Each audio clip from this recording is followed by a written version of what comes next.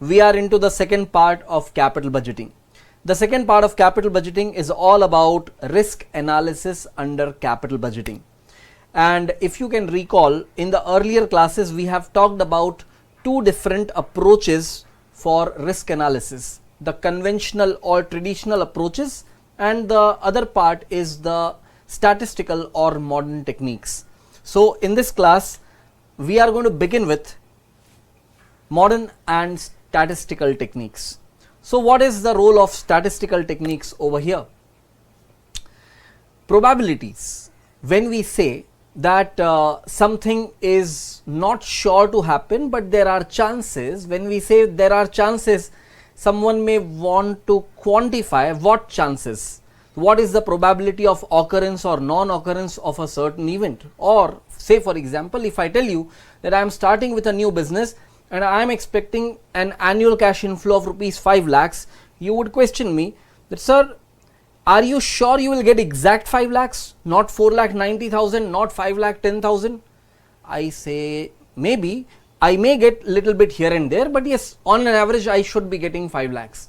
That means there is a possibility that there may be a smaller amount of cash flow that may arise, there may be a larger amount of cash flow that may arise. So here your estimates of cash flows, it is not going to be a singular cash flow, it will be a group of cash flows, a different amount of cash flows associated with its respective probability.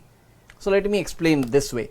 Suppose there are 4 possible outcomes, that I can have cash flow of either 4,90,000 or 5 lakhs or 5,20,000 or 5,50,000. Nothing other than these 4 outcomes I am expecting, but one of these 4 outcomes can happen. Now what are the chances? So generally what happens, from the past we identify what has been the past trend in similar business and in the kind of environment we are into, we can make an estimation and we can also plot the probable chances of that to occur. Of course these are all expectations, expectations can go wrong.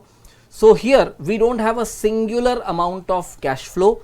I have given you 4 different estimates of cash flows: 4,90,000, 5 lakhs, 5,20,000 and 5,50,000.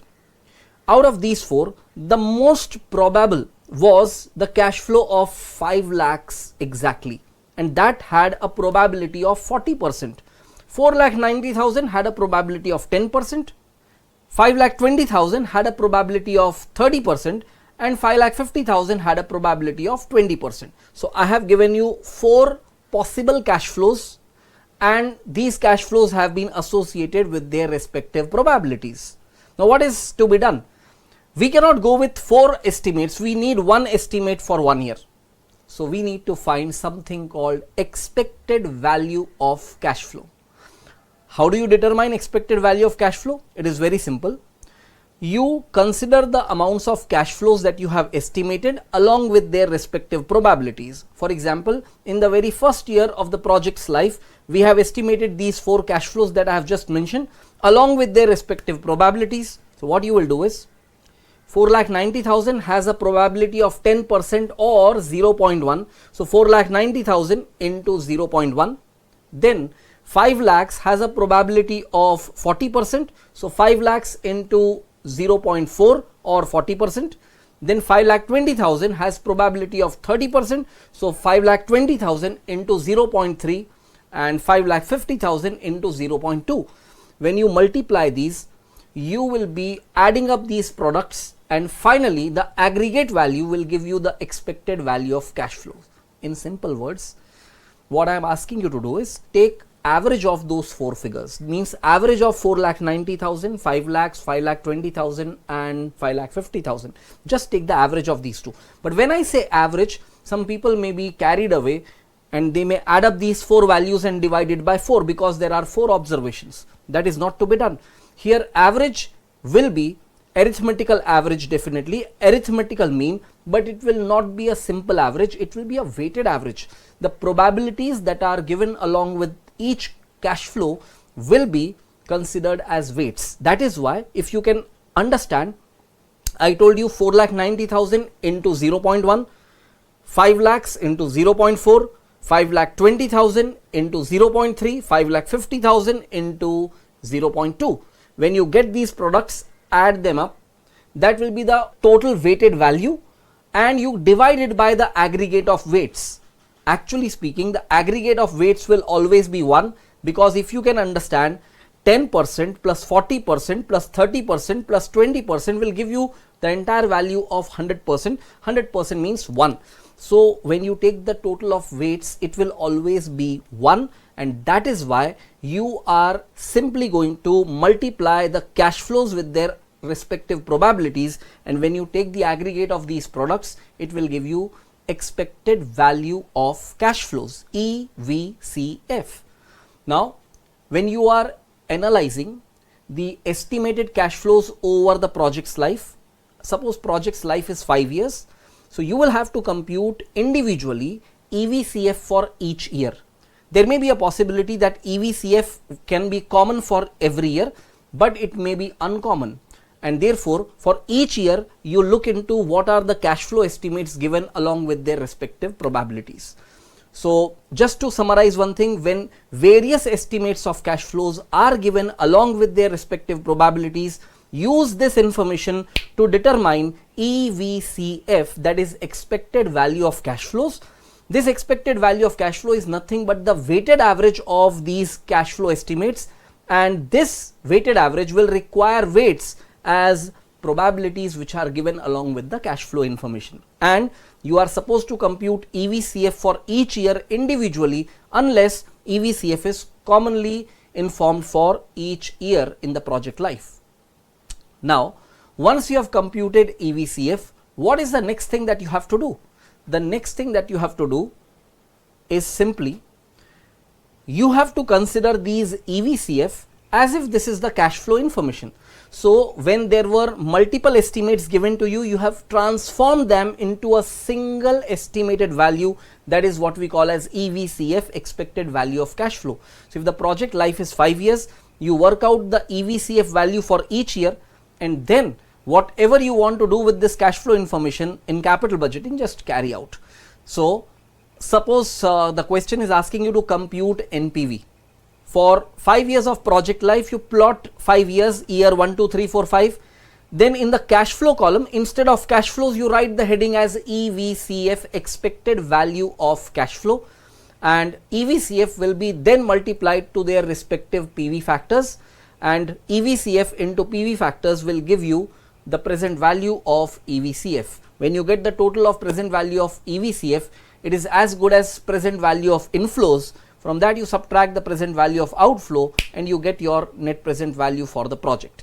This net present value you should generally prefer calling as expected NPV. Why expected NPV? Because NPV, when it is based on expected value of cash flow, you generally prefer writing the term expected NPV for such calculations. In simple words, when you are dealing with risk analysis under capital budgeting, the first thing that you have to do is determine expected value of cash flows for the various cash flow estimates that you have been given, and then once you get expected value of cash flow, just consider that as estimated cash flows for the coming years, and then use that information for any further calculations that you require, whether it is NPV, discounted payback period, or whether it is IRR, anything you want to calculate, just go ahead and do that, provided you should be taking the base values as expected values of cash flows. And how to determine that I have already explained to you. So let us do one thing, let us go ahead and start writing some notes on the same. So here in your notes, first thing what you write is modern techniques or statistical techniques. The statistical techniques mainly involve use of probabilities for determining EVCF, that is expected value of cash flow. EVCF is the aggregate of cash flows multiplied by respective probabilities for each year. Once EVCF is determined for each year, then such EVCF should be used for determining NPV of the project for the purpose of project appraisal. So please write up this much and then I take you ahead. Alright friends, I am sure you have completed writing this much. Let us move ahead and take up an example. Cash flows are given with the following probabilities. So the way I have explained you some time back, if these cash flows are 10,000 with probability of 0.2, 15,000 with probability of 0.4, 20,000 with probability of 0.3 and 30,000 with probability of 0.1, how will you compute EVCF, that is expected value of cash flow? So what you are going to do is, you will be considering these cash flows and each component of cash flow will be multiplied to their respective probabilities. You should always ensure that the aggregate of probability should always be 1, correct? Aggregate of probabilities, it should always be 1. So here 0.2 plus 0.4 plus 0.3 plus 0.1 will give you 1.0. That aggregate of probability should always be 1, you know it. So how will we compute the expected value of cash flow over here? 10,000 multiplied by 0.2, 15,000 multiplied by 0.4, 20,000 multiplied by 0.3 and 30,000 multiplied by 0.1, and that would give you the required value on taking the aggregate of these values. So expected value of cash flow can be computed this way, and when you do that, it will be giving you result of 17,000.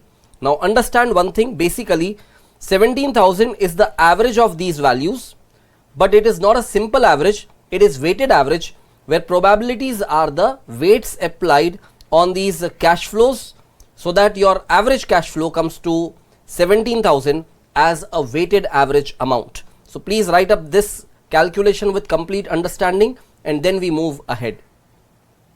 Alright friends, once you have completed writing this whole thing, let us move ahead and continue further with a question. That will be question number 11. Let us read this question. ABC and Company is evaluating a proposal having initial outlay of rupees 1,40,000 and economic life of 2 years. The cash inflow and the respective probabilities have been found to be as follows. So you have been given information about cash inflows in year 1 and cash inflows in year 2. Each cash inflow is informed along with its respective probabilities, and can you check each year the probabilities which are given 0.3 plus 0.5 plus 0.2 will aggregate to 1. Likewise 0.5 plus 0.3 plus 0.2 will also aggregate to 1. So you have separate set of cash flow and respective probabilities in year 1 and year 2. That means you will compute not one but two different expected value of cash flows. One will be for year 1 and another will be for year 2. And the question further says, evaluate the proposal on the basis of expected NPV given that firm has required rate of 10%. So basically you have to still compute NPV, but how would you deal with these cash flow information first of all? So what you do is, you first find out the expected value of cash flow, and once you find the expected value of cash flow, how will you do that? I am just going to show you, and we have seen in that previous example as well. So how to find the expected value of cash flows? If you could see, 1,80,000 and 10,000 are the amounts of cash flows given to you along with their respective probabilities. Each cash flow component multiplied to their respective probabilities, and when you take the aggregate for that entire year, you will be getting the expected value of cash flow for year 1, and similarly you will make calculation for year 2. So you will get two defined values which we will identify as expected value of cash flow for year 1 and year 2. Then you just plot a small table, year 1, year 2, expected value of cash flow of year 1 and 2, PV factors for year 1 and 2 with discounting rate of 10%, and you get the PV of EVCF. When you take the total of PV of EVCF, it will give you nothing but the present value of inflows. From that you subtract the cost of the project, and what you get is net present value. But here, because net present value is based on expected value of cash flow, you will call this NPV itself as expected NPV. That is the only difference. So let us not waste any moment. We directly look into how to present the solution for this question. And in your solution, what you will do is, you first compute the EVCF first for year 1. The way I have explained to you, it comes to 72,000, and for year 2 it comes to 1,03,000. Once you write up these calculations, then I take you ahead. Alright friends, once you have completed writing the calculation of EVCF, let us move ahead and do the easiest task now, that is calculation of expected NPV. Now this is a cakewalk for you. This time we are taking EVCF as if it is your cash flow estimate, and to that we are multiplying the PV factors. We get PV of EVCF. When we take the aggregate of that, we call that as total PV of EVCF. This line basically indicates the total PV of inflow, correct? Because EVCF is ultimately expected value of cash inflow, right? So it is as good as total PV of inflow, but we will prefer writing this as total PV of EVCF, that is expected value of cash flow. From that you subtract the total PV of outflows, and what you get is expected NPV. So quickly write up this whole thing and then I take you ahead. Alright friends, once you have completed this entire solution, let us move ahead and take up another similar question, that will be question number 12. And this question is very much similar to the one that you have just attempted, that was question number 11. Just the fact that there are 3 years over here, that is the life of the project is 3 years, and a similar type of question, it is asking you to compute expected NPV given that discounting rate is 15%. I would expect that you should be able to solve it before I show the solution on screen, and for this purpose I give you exactly 5 minutes time, and your time starts now. Alright friends, all the time that was required I have given to you, and I am sure you would have made the calculations correctly by now. Let us check whether you got EVCF values correct. Year 1, the EVCF amount will be 2000. Year 2, the EVCF amount will be 2480, and year 3, the EVCF amount will be 2680. So please check if you got these calculations right. If not, quickly take note of this and then I take you ahead. Alright friends, I am sure you have got these values and you have taken note of these calculations. Let us move ahead and check the later part of the solution, that will be expected NPV. Let me see if you got this right. The total PV of EVCF comes to 5376 and the total PV of outflow is 6000. That gives you a negative amount of expected NPV, and that is negative 624. So please make sure that you got this answer. If not, quickly take note of the correct calculations and then I take you ahead. Alright friends, I am sure you have finished writing this entire solution. Let us move ahead and now talk about the next very important component, that is measurement of risk. So basically, when we are talking about risk management, because when you say risk analysis under capital budgeting, why you want to analyze the risk? Because you want to manage the risk, you want to control the risk, and therefore the risk analysis is important. Without analyzing something, you cannot actually manage it. You need to analyze it. Now, this part is one of the very interesting part in financial management, because what I am discussing now, that measurement of risk goes on and on throughout the learnings of financial management. Whether you talk about capital budgeting and risk involved under capital budgeting, you talk about stock markets, you talk about portfolio management, you talk about mutual funds, everywhere measurement of risk becomes a very important factor. And I told you one thing, that in order to manage the risk, you need to analyze the risk, and the first step in analyzing the risk is measurement of risk. So you might be wondering, why measurement of risk as a first step? I'll give you one simple thing. Suppose you would have experienced yourself, suppose someone is not keeping well, someone is having fever. That person goes and sees a doctor and conveys to the doctor that, doctor, I am having little higher temperature, I am having fever.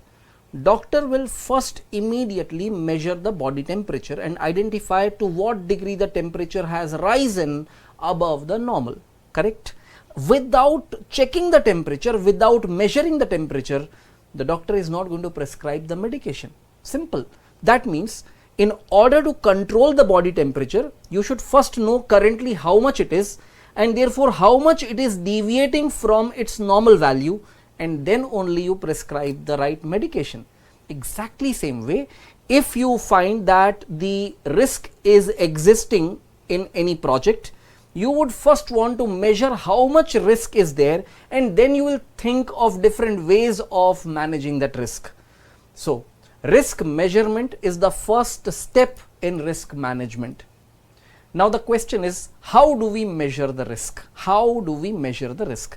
If you carefully heard me when I mentioned that how much is the body temperature currently, how much it is deviating from its normal value. Deviation, that's the crux. Deviation is the crux. So what happens?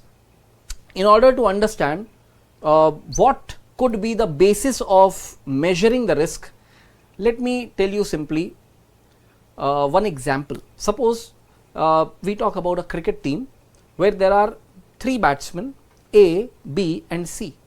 All the 3 batsmen, they have same batting average, 80 runs. All the 3 batsmen have same amount of experience. They have played 200 plus matches already in the past. So with 200 plus matches of experience, you have drawn their batting average, and each of them have batting average of 80 runs, 80 runs, 80 runs. Now look at the scoring pattern. Batsman A has a big scoring range from 0 to 200. Means this batsman has got out at duck as well, and the same batsman sometimes have scored a double century. On the other side, other batsmen, they don't have this big scoring range. Batsman B has a narrow scoring range. His scoring range is between 60 runs to 100 runs, between 60 to 100. So both of them, A and B, they both have same batting average, but the range of score is much wider for batsman A. It is much narrower for batsman B. Just imagine hypothetically, what I am saying may not happen in reality, but just for an example, this third batsman, batsman C, his average is 80 runs because every match he scores exactly 80 runs. Consistency, killing consistency. That means you cannot find a consistency like this in reality. I am sorry to use an example which is filled with hypothecations, but please take it for understanding this concept. So what will happen? Which batsman you can actually rely most? You can rely the most on batsman C, because batsman C is having awesome consistency. Every time he goes in the innings, he will be scoring exact 80 runs, not a run less, not a run more. What a fantastic consistency. But you send batsman A, there is no chance that he maintains any kind of consistency because of the scoring pattern in the past. In the past, what behavior that batsman A has shown, you will be always finding risky. Whenever that batsman is batting, your heart will be beating faster. You can measure right now, you can measure. So when batsman A is facing a ball, there may be a sixer and there may be a simple out. Any decision can be given by the umpire. But when batsman C is batting, you will have a little bit of relaxation because you know that this guy will score something and then only move out of the innings. So the point is very clear. What is giving this kind of risk in batsman A and giving no risk situation in batsman C, and a little bit of moderate kind of risk in batsman B? It is all about deviations. Both the batsmen A and B, in fact I would say all the 3 batsmen have same batting average, but look at the range of deviation for A, maximum range of deviation, much narrow range of deviation for B, and no deviations for C. What is making batsman C completely risk free? 0 deviations. No deviations means no risk. In case of batsman A, the deviation is very high, risk is very high. In simple words, when we identify that deviations could be the basis for determining the risk, we will say that statistically we will pick standard deviation for measurement of risk. So standard deviation will be the basis for measurement of risk, and how to compute standard deviation is the next stage. So I have told you two things, if you have understood. Why we are measuring risk in the first order. Second, what is the source of risk, because I don't want you to blindly follow a formula for computing standard deviation. What many students I find doing, they just apply formula, they will be going correct with calculations, but believe me, they don't even know what they are doing. I don't want my students to behave mechanically when it comes to beautiful concepts like this. So how do you measure standard deviation? It is very simple and logical if you can just think. For this purpose, let me give you a smaller example. Suppose there are two projects A and B. Both the projects have same amount of expected value of cash flow. EVCF, you remember some time back I told you, EVCF. Both the projects have same EVCF. But the cash flow estimates in project A, it is suppose 4,000 of cash flow with 50% probability and 6,000 of cash flow with 50% probability. How will you measure EVCF? 4,000 into 50% plus 6,000 into 50%. Result, it is 5,000 of EVCF, correct? Project B also has same EVCF, but do you know what is the cash flow estimate for project B? The project has estimate of rupees 2,000 of cash flow with 50% probability and estimate of 8,000 of cash flow with another 50% probability. 2,000 and 8,000. That means your cash flows can vary in this range of 2,000 to 8,000 in case of project B, but cash flows will vary to a narrow range, that is between 4 and 6,000 in case of project A. Now, how do you compute standard deviation? First of all, you find the average, which we call as expected value of cash flow. Once you find that average, which is simple or weighted arithmetic mean, any mean, but in this case we are not going to use the simple average, it will be weighted arithmetic mean, which is basically EVCF. And now once you identify arithmetic mean in statistics, it is symbolized as X bar. Now you want to find what is the deviation of a given value X from the mean, deviation from the mean. So if you want to find the gap, when the EVCF is 5,000 and your cash flow estimate is 4,000, you want to find the deviation. Deviations can be positive or negative, so we consistently follow a tactic of computing deviations by taking X minus X bar. X is a given cash flow estimate at a point and X bar is nothing but EVCF. So X minus X bar will give you the deviations. So what will happen when cash flow is 4,000, your deviation will be negative 1,000 because EVCF was 5,000. If cash flow is 6,000, your deviation will be positive 1,000. So we have two possible deviations, negative 1,000, positive 1,000. Do you know what will happen now? Our objective is to find the average deviation what we are experiencing, average deviations. You try to take average of minus 1,000 and plus 1,000.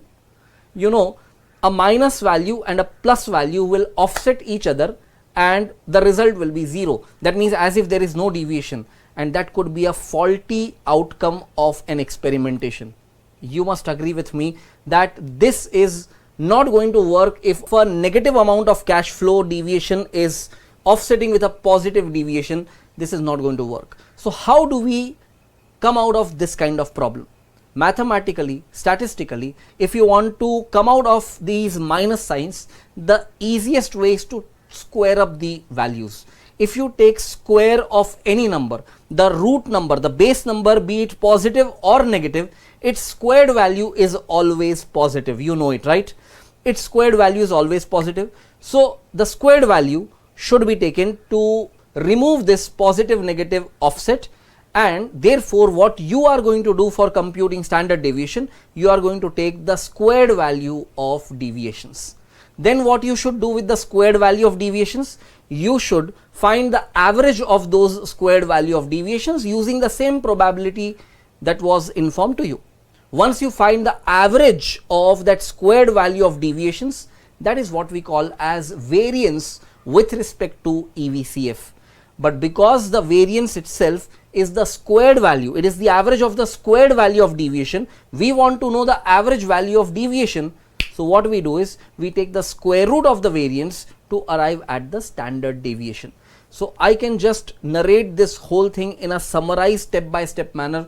But one thing what I am requesting you all, please don't follow any kind of mechanism. Try to understand what we are doing and why we are doing that. So what would be the first step in computing standard deviation of EVCF? You first work out EVCF. Second step, you work out the deviations of cash flow from EVCF, that is x minus x bar can be identified as deviations. Then take the squared value of deviations. Once you take the squared value of deviations, using the probabilities, find the weighted average of those squared value of deviations. You got what you wanted, but in squared form, because the average that you have taken is not the average of the deviations but the average of squared values of deviations. So you got the average, but you got the average of squared value of deviations. If you want to find the average deviation, take the square root of that squared value and you get what you want, and that is what we call as standard deviation. So right now, let me tell you what we are talking about is the measurement of absolute risk. To summarize the point, I would say standard deviation is the measure of absolute risk. Even the variance what we obtained in between is also a measure of absolute risk. Now, what is relative risk? When we will apply relative risk and how to determine and measure the relative risk, I'll talk about that when we land up at that particular point. Right now, I would want you to write some important notes over here. So please write up these important notes. So the first thing that you write is the deviation in the cash flows can be considered as a basic cause of risk. The absolute risk of any project is measured by standard deviation of its cash flows. Now you should know one thing, that the symbol used for standard deviation is this one, that is sigma, and the absolute risk of any project can also be measured by variance of its cash flows. Look at one thing, variance is sigma squared. That is why we say variance is the squared value of standard deviation. So standard deviation or variance are indicators of total risk or absolute risk of any project, and variance of cash flows, that is sigma square, is the squared value of standard deviation of cash flows, that is sigma. So please write up this much and then I take you ahead. Alright friends, once you have completed writing this much, let us move ahead, and now what we do is we take up a calculative example, a very important example that is given as question number 13. Let us read this. XYZ Limited is evaluating two equal size mutually exclusive proposals A and B, for which respective cash flows together with associated probabilities are as follows. So they have given project A and project B. Cash flows along with their probabilities are given, and last line in the question says find out the risk of the proposal in terms of standard deviation. So here most important thing is how will you compute the standard deviation with respect to EVCF. This point is very important. Please try to first conceptually understand how would you compute standard deviation. I don't want you people to just mechanically make the calculation. Try to understand the logic behind that. First thing what you will do is you compute EVCF for both the projects. So you compute EVCF for project A, you compute EVCF for project B. One thing. Once you get EVCF for project A, then what you do is you find the deviations of each component of cash flow of project A with its EVCF. So, you know, in statistics, when you calculate an average, it is termed as X bar. X bar is the arithmetic mean, right? So X bar is the arithmetic mean, and if you want to find the deviations, it is X minus X bar. So here it will be cash flow minus EVCF. So from cash flow, when you subtract EVCF, it is as good as X minus X bar. That is termed as deviations. Now you should understand one thing, deviations can be positive or negative. If you add up the deviations directly, you will find that a positive deviation will offset a negative deviation and your result may be 0. So you should not try to take the average of deviations directly, because positive negative offset will happen. Now what is something that can be done to overcome this positive negative offset, in mathematics and statistics, if you want to get rid of that minus sign, what you first do is you would just try to take the average of deviations, not directly, but first you take the squared value of deviations. Once you get the squared value of deviations, you will compute the average of those squared values, and that will be the average of squared values of deviations, and that is basically the variance of the cash flows. And because it's a squared value, you want to arrive at the root value, you simply take the calculations based on the root value, and for that you take the square root of the variance, and square root of the variance will give you standard deviation. So many people have tendency of using formulas for computing and applying standard deviation. I don't want my students to be dependent on any kind of formula. It's a simple process if you try to understand. What you should do is first you compute EVCF, expected value of cash flow, which is nothing but the weighted average of different cash flow estimates where probabilities are acting as weights. Once you get a weighted average, it is basically an arithmetic mean. Statistically, arithmetic mean is symbolized as x bar, correct? And if you want to take deviations from x values, it will be x minus x bar. So x minus x bar will be deviations. Some deviations will be positive and some deviations will be negative. Positive deviations, negative deviations. What is your objective ultimately? You want to find on an average how much is the fluctuation, or on an average how much is the deviation. If you want to find average of deviations, general tendency of anyone would be take the aggregate value of deviations and divide it by number of observations. Here what is going to happen? Positive deviations and negative deviations are going to offset each other, and as a result you will not be able to assess the true degree of deviation. To eliminate this positive negative offset, you cannot take the average of these deviations directly. What you should do is you should take the average of squared value of deviations. In simple terms, you know one thing, whenever you take squared value of any number, the base number, be it positive or negative, its squared value is always positive. So all the deviations should be transformed to the squared value of those deviations, and then you apply probabilities and take their weighted average.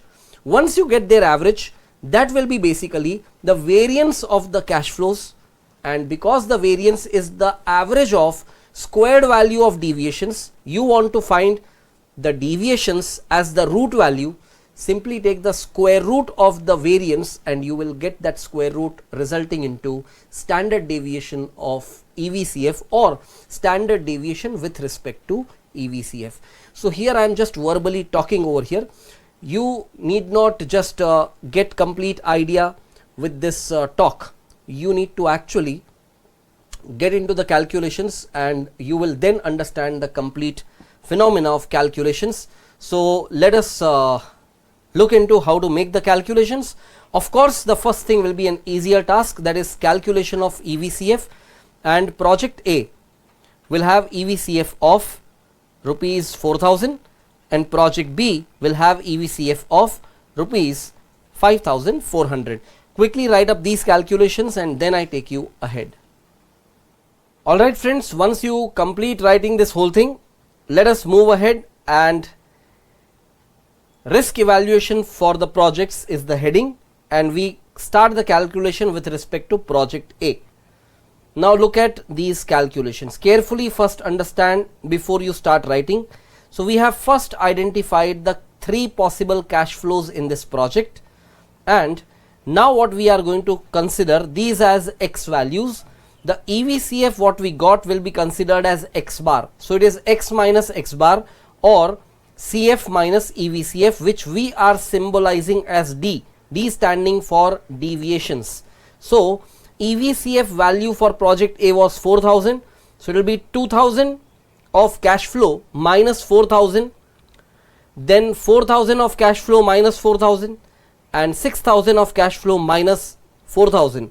So it will be CF minus EVCF, which is giving you negative 2,000, 0 and 2,000 positive over here. These are the deviations. your objective is to basically find on an average how much is the deviation, but you cannot directly find the average because there is a negative number, there is a positive number. You directly try to find the average, most of the times you will be getting the result as 0. So to eliminate this negative sign, we will first take the squared value of deviations. Now many times what happens, when I ask students to take the squared value of minus 2000, do you know what they do is, minus 2 squared value is 4, correct? Minus 2 into minus 2 is 4 and 4 followed by 3 zeros, so 4000. Do you think that will be correct?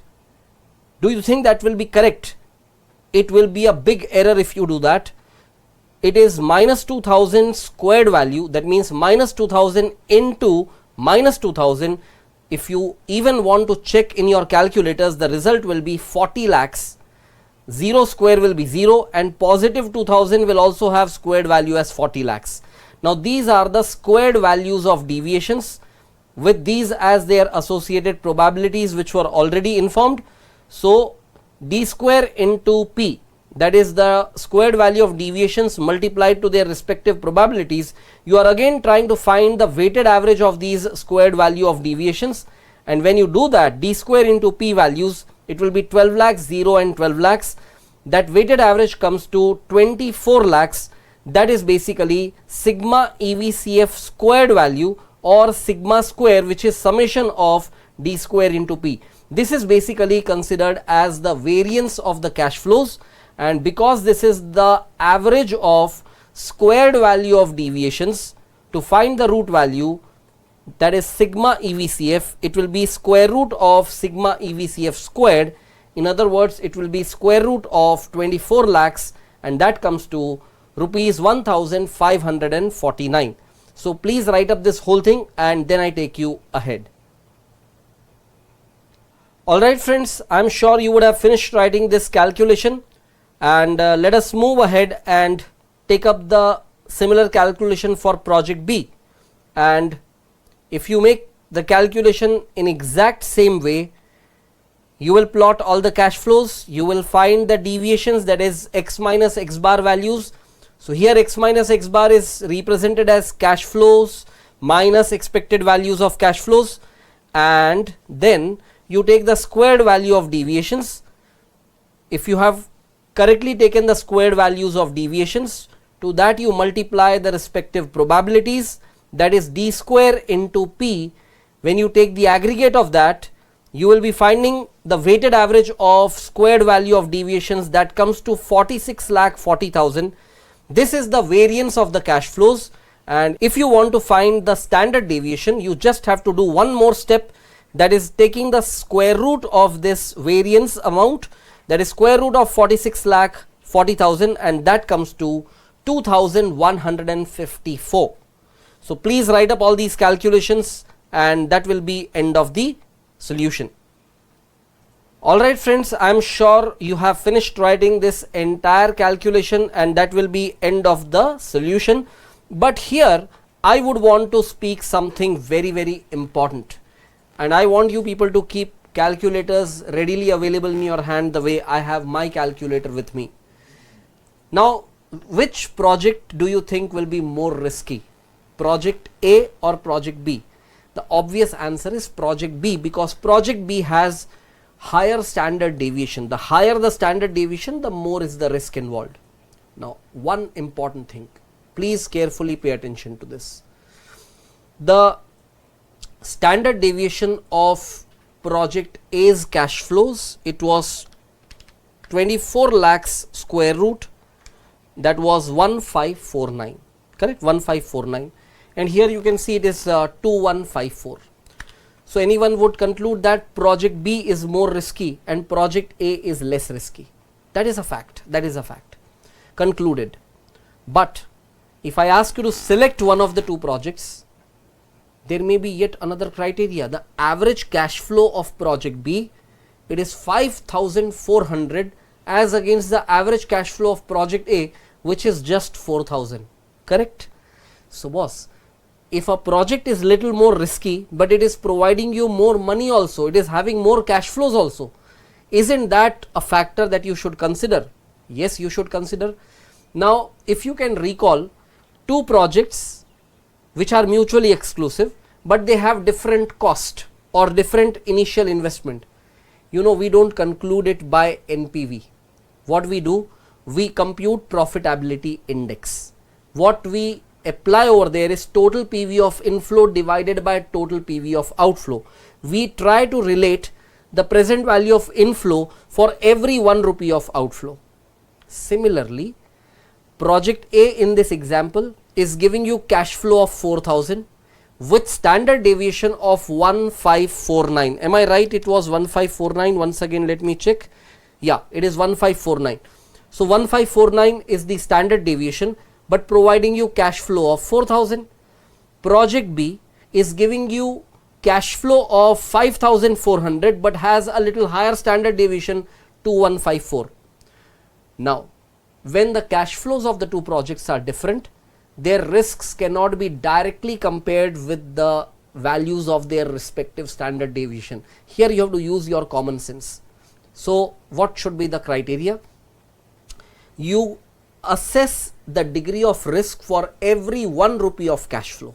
So, the simple logic is, for project A, the risk was 1549 as the standard deviation with respect to EVCF. And how much was its EVCF? 4,000. Divide this 1549 by 4,000. So, total amount of risk divided by total amount of cash flow will give you risk for every 1 rupee of cash flow. It will give you risk for every 1 rupee of cash flow. So, what I get on my calculator, 1549 divided by 4,000, 0.38725. I am sure if you are using calculators along with me, you also would have obtained the same value. Correct? 0.38725. What is this? What is this? What is this? 1549 divided by 4,000. See, I don't want you people to mechanically learn calculations as formulas. Use simple common sense that with 4,000 of cash flows, we have risk of 1549. So, for every 1 rupee of cash flow, how much is the risk? So, the risk is 0.38725. Now, I would want you to note it down somewhere roughly, 0.38725, and now tell me, what would be the risk for every 1 rupee of cash flow in this project, that is project B. Let us do that also. Project B's standard deviation is 2154 divided by its cash flow is 5,400. So, the risk what you have for every 1 rupee of cash flow is 0.39889, something like that.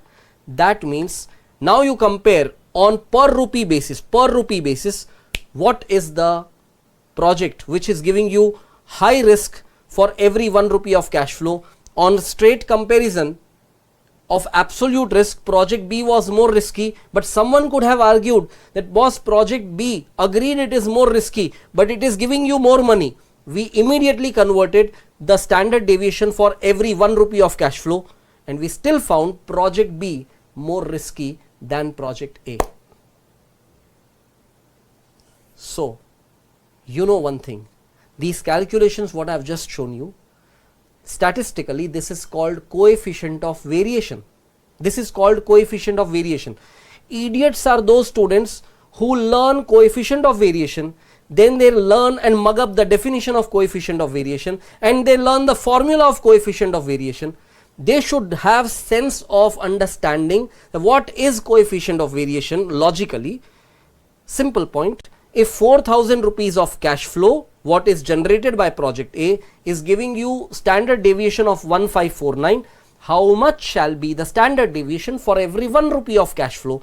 That ratio when you apply, it is nothing but coefficient of variation. Now, because some people will still be interested in formula, after a while I'll show that formula on screen, that CV stands for coefficient of variation.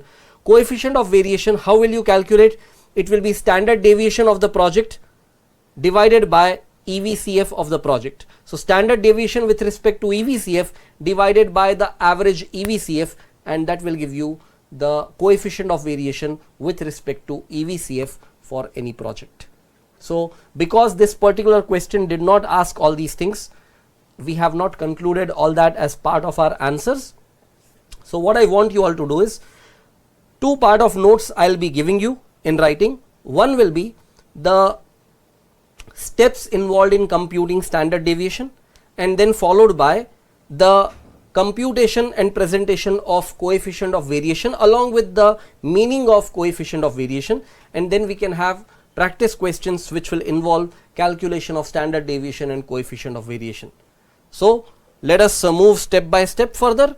So we first begin with writing some important notes over here, and in the order of writing those important notes, first what you do is you write up the procedure for determining the standard deviation of EVCF. Step 1, determine EVCF. Step 2, find deviations, that is D, of what? CF from EVCF, that is deviations of cash flows from the expected values of cash flows. So what we call as X minus X bar will be written over here as CF minus EVCF and represented as D. Step 3 will be determine D square, then multiply D square with respective probabilities. So what you get is D square into P.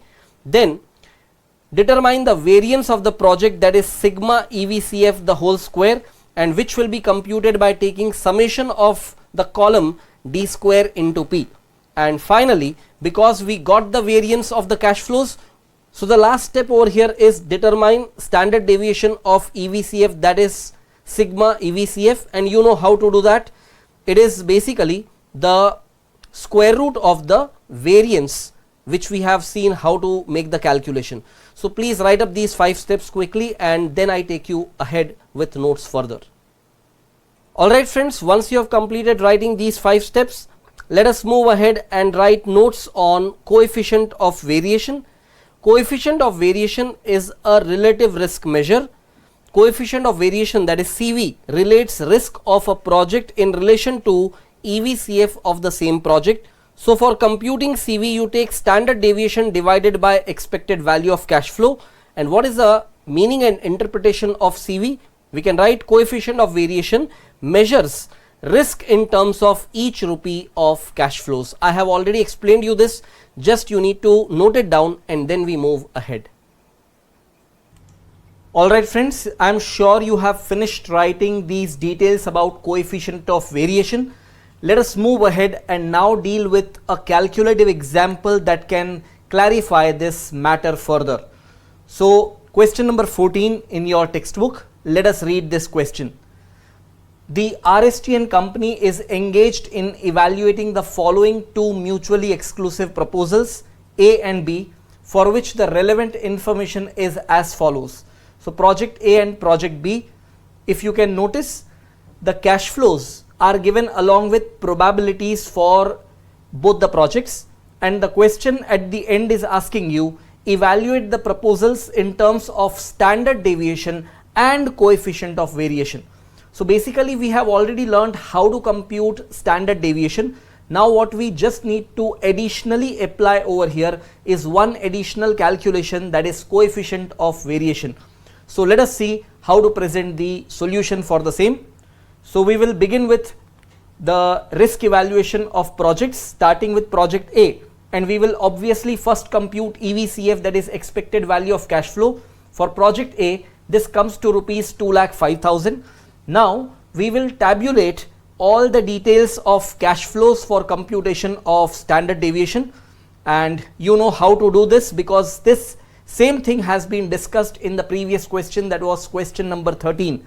So cash flow information 1,50,000, 2 lakhs and 2,50,000, and now we will compute deviations, which will be cash flows minus EVCF.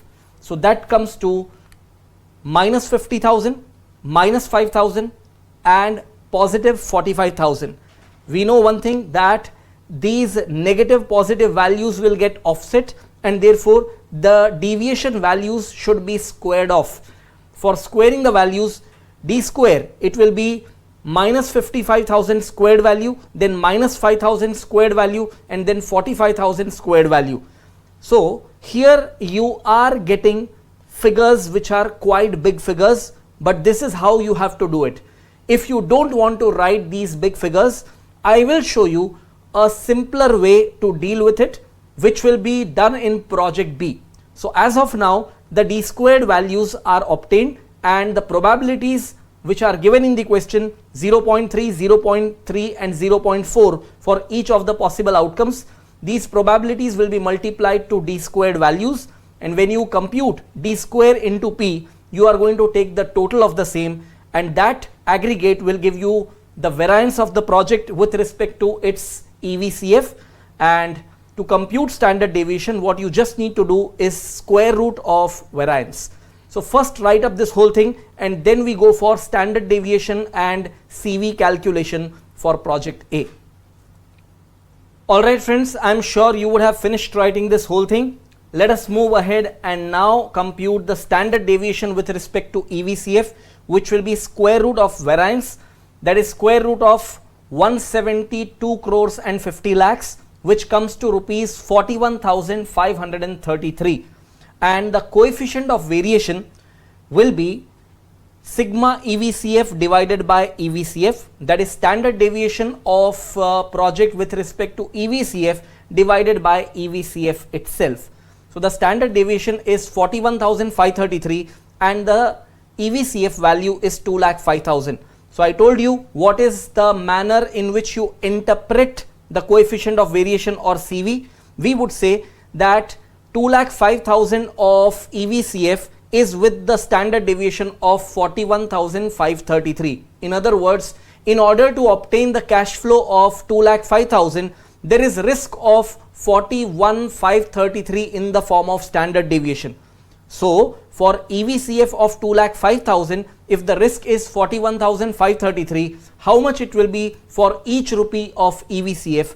And to compute that, you simply divide the standard deviation by EVCF. So for each rupee of EVCF, the standard deviation will be 0.2026. So please take note of the same, and then we shall move ahead and apply the similar calculation with respect to project B. Alright friends, you would have finished writing this whole thing. Let me take you ahead and show you the calculations for project B. Now the EVCF for project B that you would have computed will be 2,20,000. I am sure many of you would have already computed before I have shown this calculation on screen. Now what we will do is, we will make a table where we would write up the base value in rupees lakhs. And when I say base value, that means the cash flow values will be written in rupees lakhs. So make sure the entire table is not presented in rupees lakhs. It is only the base amount which is being presented in rupees lakhs. So cash flows, I will not write -4 lakhs, 3 lakhs, 4 lakhs and 8 lakhs. I would instead write -4, 3, 4 and 8. So from this I am going to subtract 2.2 for each one of these possibilities to arrive at deviation values. So -4 minus 2.2 would give us -6.2. Then 3 minus 2.2 will be 0.8. Then 4 minus 2.2 will be 1.8. And 8 minus 2.2 will give you 5.8. So these are the values of deviations. These deviations are also in rupees lakhs. However, when you take squared value of deviations, those figures will not be in lakhs, they will be in squared of lakhs. So what I am trying to tell you is, don't write the entire amount presented as in rupees lakhs. We have written the base amount in lakhs. So d square value, right now what you do is simply take the squared value of the amounts that are appearing in the D column. So what we get by taking the square of -6.2, that will be 38.44. For 0.8 the squared value is 0.64. For 1.8 the squared value is 3.24. And for 5.8 the squared value is 33.64. Mind it, when I write 33.64, it is not 33.64 lakhs, because this is the squared value of deviation. Deviation itself was in rupees lakhs. When you square it off, you know that it will be 33.64 lakhs squared. So it will be, if you want to present it in the absolute amount, do you know it will be a number with 3364 followed by 8 zeros, because it is the squared values of even lakhs. But anyway, I told you, don't enter into that trap. You should first work out the standard deviation again at the base amount, which will be in rupees lakhs, and that is how you should finalize your answer. So if you don't want to enter into any such complication, one way is keep writing as many zeros as are appearing on your calculator. If you don't want to do it and you want to follow a shorter way of calculation, what I'm showing on screen, the right way is you should just keep progressing ahead until you arrive at standard deviation. So let me help you to show how the calculation should be taken ahead. So the given probabilities will be plotted over here, and these respective probabilities will be multiplied to the respective d squared values, and we get d square into p. And again, this d squared into p is not in lakhs because these are squared value of even lakhs. So once you get this 11.76, it is nothing but the variance.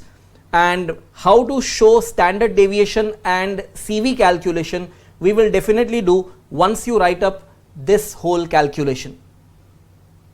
Alright friends, I'm sure you would have finished writing this whole thing. Let us move ahead and now take the calculation of standard deviation with respect to EVCF, which is nothing but square root of the variance, that is square root of 11.76. So when you write the root value, that is 3.42929, which is the square root of 11.76. This 3.42929 is in rupees lakhs. That is why you can finally write this as 3,42,929 as the value of standard deviation. And now to compute and mention the CV calculation, it will be simply the same way, that is sigma EVCF divided by EVCF. That will be 3,42,929 divided by 2,20,000, and the CV of this project comes to 1.5588. What does that mean? For every 1 rupee of cash flow, the risk involved in the project is 1.5588. So please write up this whole thing, and that will be end of the solution.